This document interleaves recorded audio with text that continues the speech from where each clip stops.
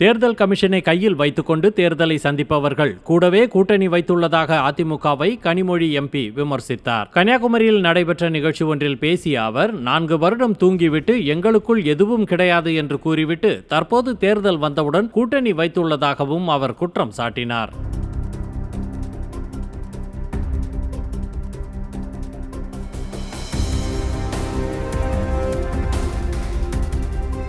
எத்தனையோ சதவீத வாக்குகள் காணாமல் போகிறது.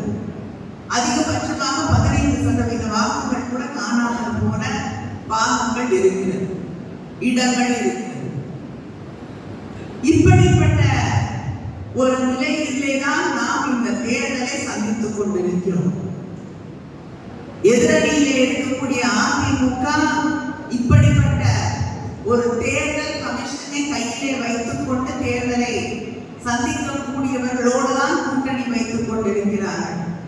அதனாலதான் 4 வருஷம் தூங்கிட்டு எங்களுக்கு ஒட்டு இல்லை, உறவு இல்லை, எதுவும் கிடையாதுன்னு சொல்லிட்டு இப்ப தேர்தல் வந்தவுடன் கூட்டணி வைத்துக் கொண்டு வலம் வந்து கொண்டிருக்கிறார்கள். அந்த தைரியத்துல தான்.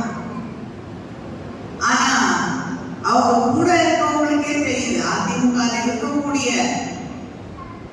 அவர்களுக்கே தெரிகிறது, எந்த தேர்தல் கமிஷன் வந்தாலும் யார் வந்தாலும் திமுகவை சேர்ந்த உடன்பிறப்புகளுக்கு எதிராக பணியாற்ற முடியாது. நம்பிக்கை இருந்தா கூட நிற்பாங்க. அந்த நம்பிக்கை இல்லாத நிலையில் தான் அத்தனை பேர் எந்த பக்கம் விட்டா கதவை திறந்த உள்ள கதவை மூடி வச்சிருக்காங்க, வெளியில போக முடியல. போனோம்னு நினைக்கிறவங்களையும் டெல்லியில இருந்து கயிறு கட்டி வச்சு இருக்கிறாங்க.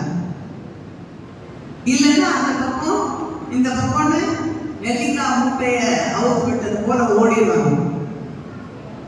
ஏன்னா அவர்களுக்கு தெரியும், இந்த தேர்தல் உங்களை நம்பி நடக்கக்கூடிய தேர்தல் என்று. எத்தனையோ தேர்தல்களை நாம் பார்த்து விட்டோம், வெற்றி தோல்விகளை சந்தித்திருக்கிறோம். ஒரு தேர்தல் களம் என்றால் அந்த களத்திலே எதிரே நிற்கக்கூடியவர்களோடு போராடுவது என்பது நமக்கு புதிதான ஒன்று இல்லை.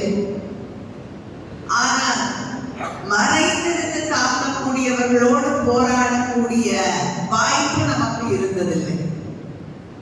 ஏனென்றால் இந்த தமிழ்நாட்டை இந்த மறை